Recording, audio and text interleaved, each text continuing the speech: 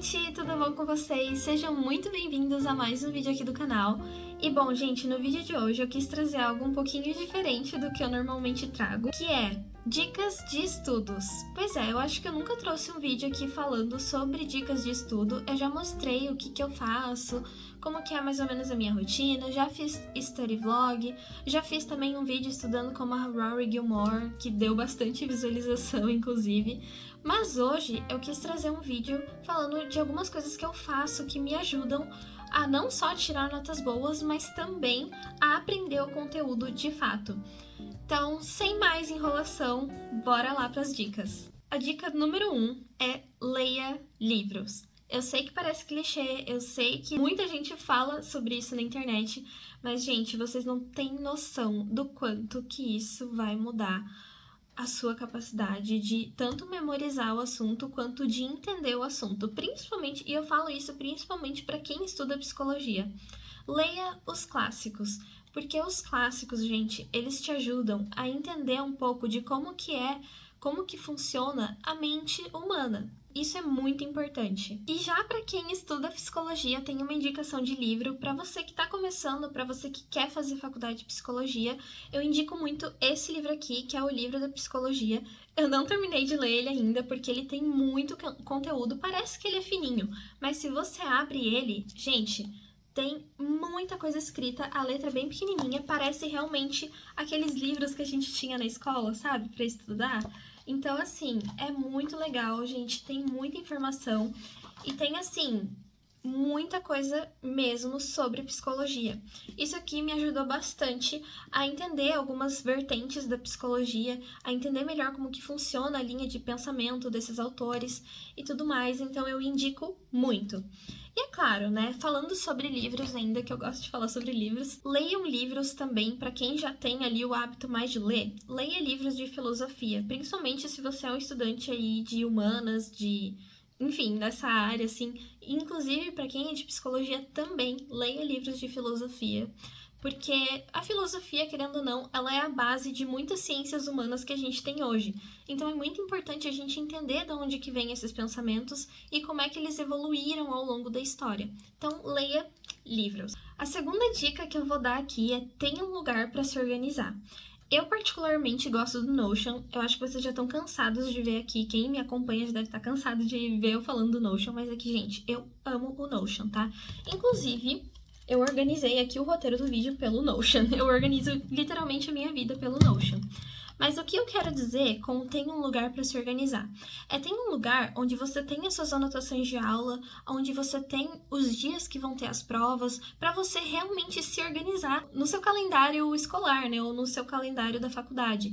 Então, saiba os dias que você vai ter prova, saiba os dias que você vai ter trabalho, ou enfim, porque assim você consegue se organizar e você consegue ter uma ideia melhor de como que vai funcionar, do que você vai fazer hoje, o que eu vou estudar hoje, o que eu posso estudar final de semana. Então, eu geralmente me organizo pelo notebook, mas eu tenho um plano B caso o meu notebook venha estragar e eu ficar sem um lugar para anotar. Então eu tenho aqui esse fichário que já tem bastante coisa anotada da faculdade, inclusive eu gosto de anotar coisas nele, né? Então, ó, tem bastante conteúdo aqui também que eu já anotei nele.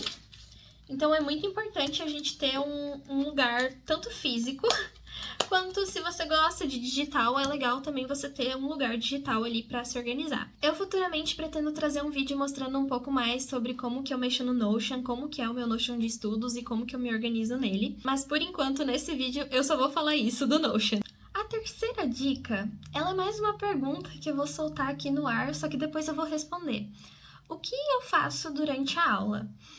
Eu, por um grande período da minha faculdade, que na verdade não é tão grande porque eu tô no terceiro semestre, mas durante o primeiro e o segundo semestre, eu tinha muita mania de ficar anotando tudo que o professor tava falando ali na hora mesmo. Tipo assim, eu ficava, ai meu Deus, o que ele falou? E anotava. E eu ficava assim, muito focada ali tentando anotar.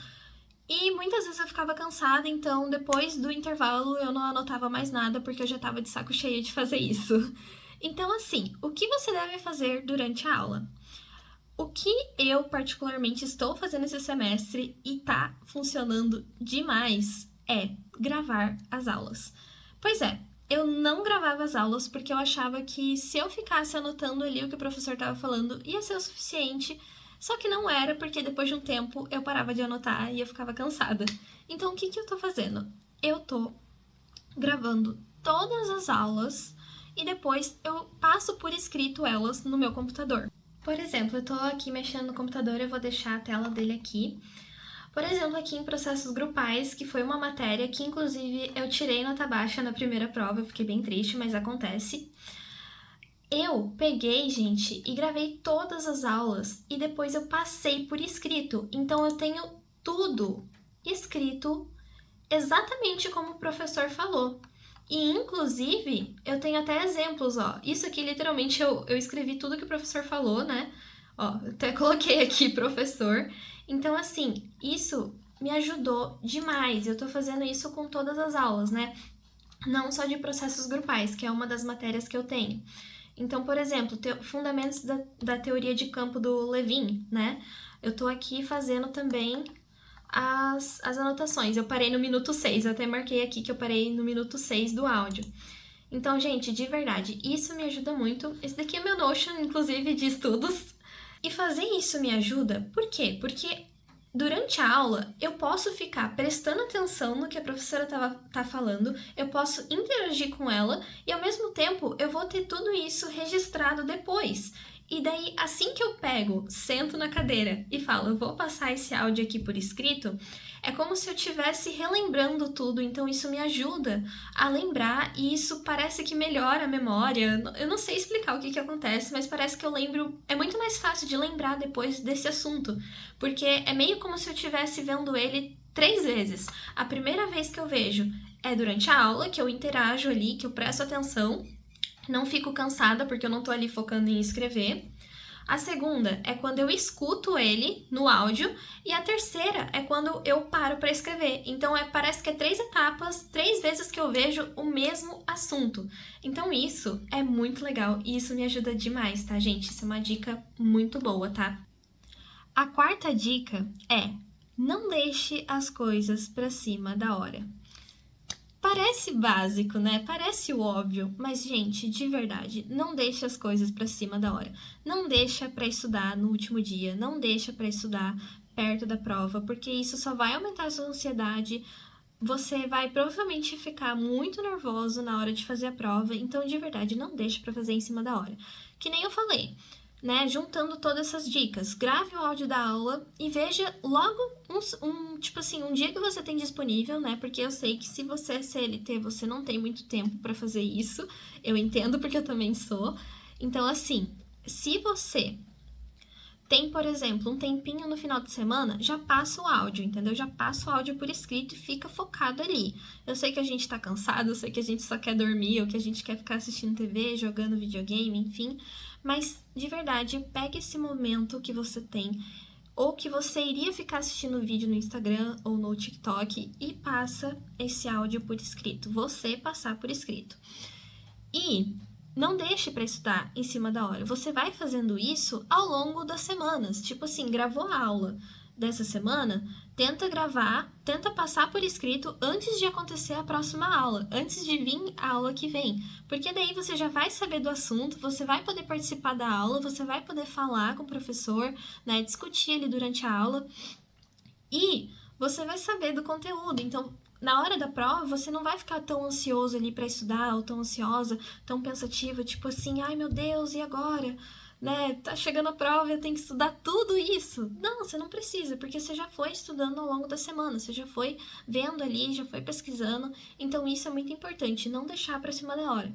Lembre que o estudo é uma coisa que você tem que ter disciplina, tem que estudar, estudar, estudar. Não adianta estudar só quando precisa, tem que ir estudando ao longo do curso, ao longo das semanas e ao longo do tempo. Então, não deixe as coisas para cima da hora, porque isso vai te atrapalhar muito, vai te dar ansiedade na hora da prova ou na hora do trabalho e não vai ser legal. A gente sabe que não é legal quando a gente fica muito nervoso para fazer uma prova, isso às vezes pode atrapalhar a gente e inclusive acontece casos de você ir naquela certa, só que você não tem certeza porque você tá muito ansioso e vai lá e põe a alternativa errada. Então assim, isso é uma coisa muito normal de quando a gente tá ansioso.